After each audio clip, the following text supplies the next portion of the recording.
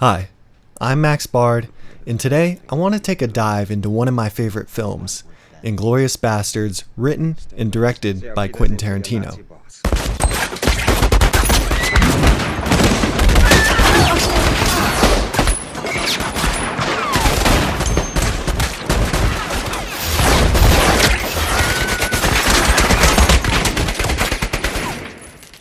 If one thing is apparent in all of Quentin Tarantino's films, it's that he is a master at combining elements from previous movies. Down to the basics, he is a fundamental cinephile with a distinguished understanding of genre and cinematic history. And that brings us to his sixth film. If you want to get a better understanding of Inglourious Basterds, you have to go back to the mid-60s, the rise of the spaghetti western era, and one of Tarantino's favorite genres. As you can see, this genre is in most of his films. He makes this particularly clear in Inglourious Basterds with the Universal logo at the beginning of the film. This logo doesn't represent the time period the movie was released in 2009, nor does it represent the time period the film takes place from 1941 to 1945. This logo was used during the mid-60s. This is when Sergio Leone made his mark on cinema. Peter Bogdanovich, one of my all-time favorite filmmakers, has a question for you. Who has been the greatest influence in your work? You know, at the end of the day, I think the one artist that I think is the most influential to me as in my work has got to be Sergio Leone. Quentin Tarantino has said many times that Sergio Leone is one of his favorite directors, so it would be fitting for Tarantino to start off his movie with a little homage to one of the greats. And that brings us to Chapter 1. Take a look at how this scene plays out compared to The Good, the Bad, and the Ugly by Sergio Leone. The scene opens with the family working outside of the house. Then the child notices the antagonist approaching from the horizon. The family leaves the house. Our good guy and bad guy share a meal or a drink.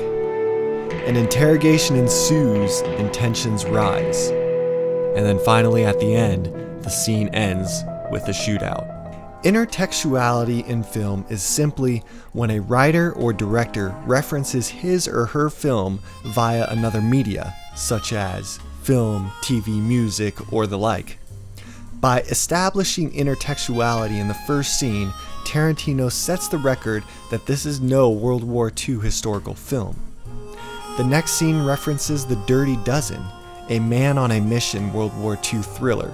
And this theme of referencing cinema seems to follow.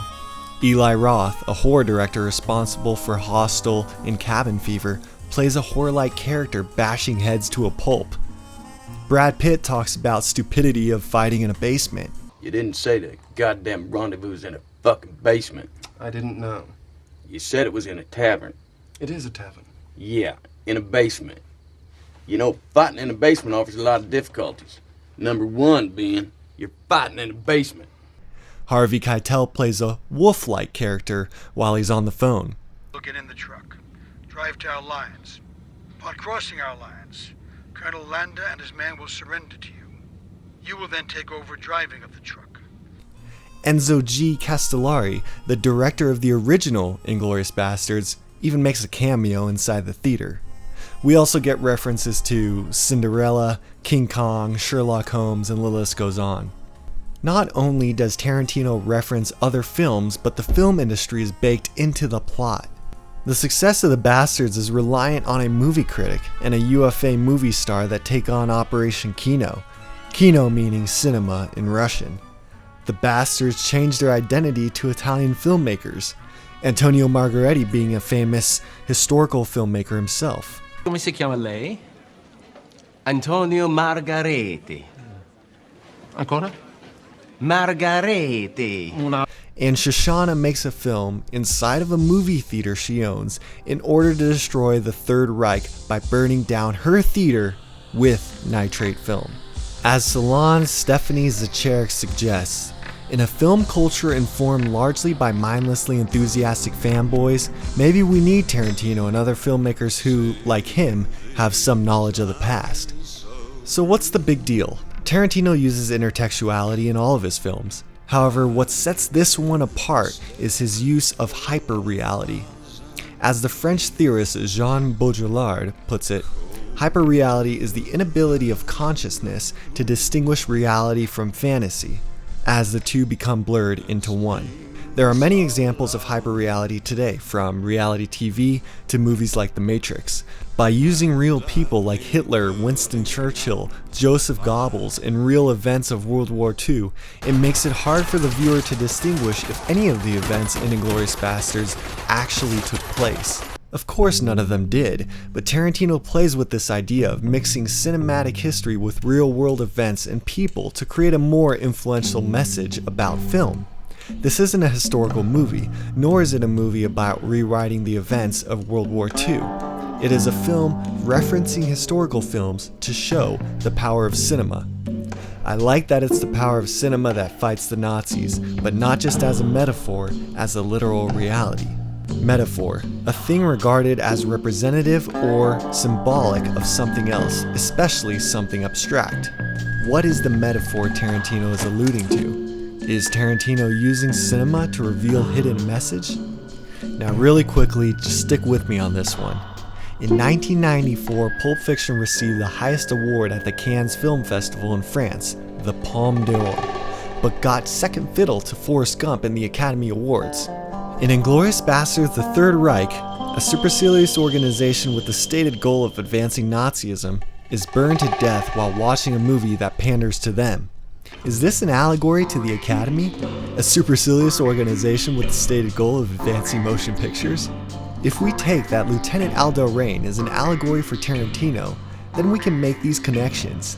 Aldo Rain arrives in France with no respect for the established rules of warfare and is only interested in killing Nazis and collecting scalps.